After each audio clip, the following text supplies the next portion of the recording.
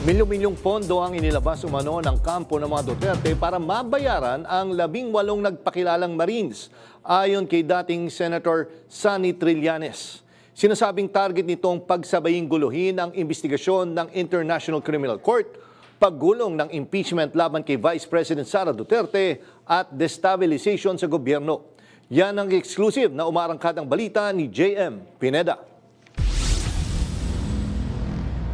Full support si dating AFP Chief of Staff General Hermogenes Esperon sa paglutang ng 18 mga dati umanong Marines at bodyguard ni Saldico. Giit nito na dapat imbestigahan ang mga paratang nila. Pero ang pagpanig na yan ni Esperon, kaduda-duda para kay dating Senador Antonio Trillanes IV. Isa rin daw itong patunay na pakawala sila ng mga Duterte. Lumalabas lang dito na ang nasa likod talaga nitong mga 18 ex-soldiers na to ay yung kampo nila Duterte. Yun ang implikasyon lang nun. Kasi in terms of value ng he wanted na magkaroon ng stamp of credibility itong 18 na to. Pero ang problema is yung sinabi nila talagang butas-butas, nagkabuhol-buhol at sila mismo urong-sulong, nag-retract. Yun ang pinaka-problema niyan. Naniniwala rin ang dating senador na may kasama doon na babawi ng mga testimonya nila. Eventually, ganito mangyayari dyan.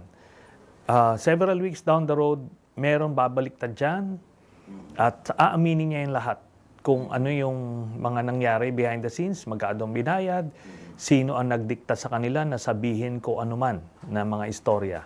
Kaya doon din pupunta yan. Dapat rin daw linawin ng mga dating sundalo kung direkta ba silang nagtrabaho kay dating Congressman Zaldico. Yung tinatawag na placement, kailangan nandoon ka sa isang posisyon na makita mo o magawa mo yung sinasabi mo.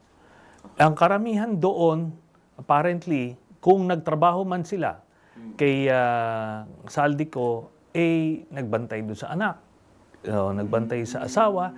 So, wala silang placement to say na yung sinasabi nila na nakita nila o ginawa nila.